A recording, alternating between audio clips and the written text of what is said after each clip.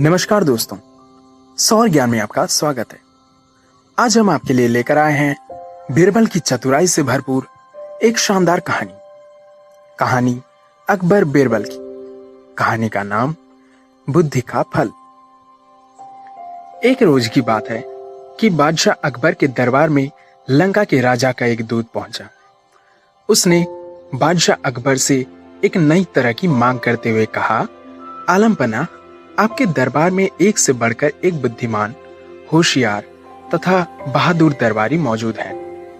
हमारे महाराज ने आपके पास मुझे एक घड़ा भरकर बुद्धि लाने के लिए भेजा है। हमारे महाराज को आप पर पूरा भरोसा है कि आप सबका बंदोबस्त किसी ना किसी तरह और जल्द ही कर देते हैं। यह सुनकर बादशाह अकबर चकरा गए। उन्होंने अपने मन में सोचा, क्या बेतुकी मांग है, भला घड़े भर बुद्धि का बंदोबस्त कैसे किया जा सकता है।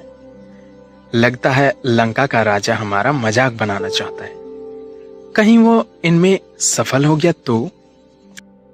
तभी बादशाह को बीरबल का ध्यान आया।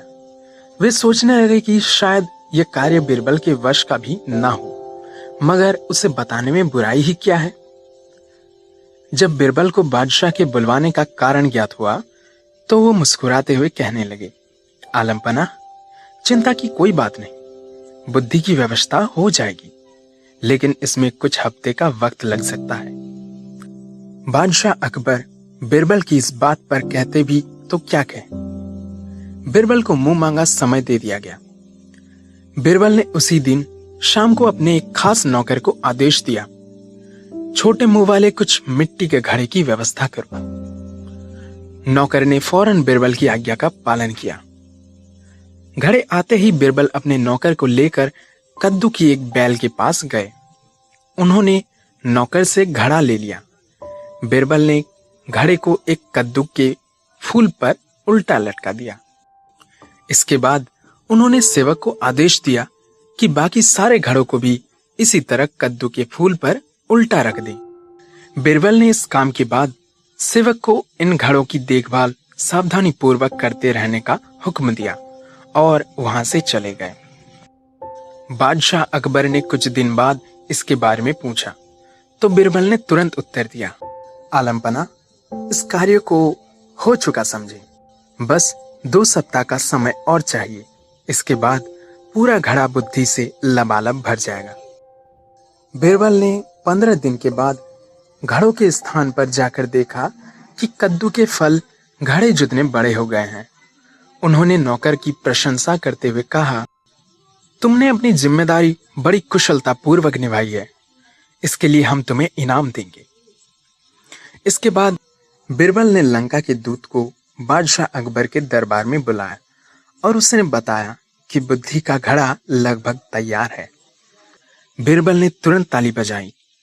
ताली की आवाज सुनकर बीरबल का सेवक एक बड़ी थाली में घड़ा लिए हुए बड़ी शान से दरबार में हाजिर हुआ।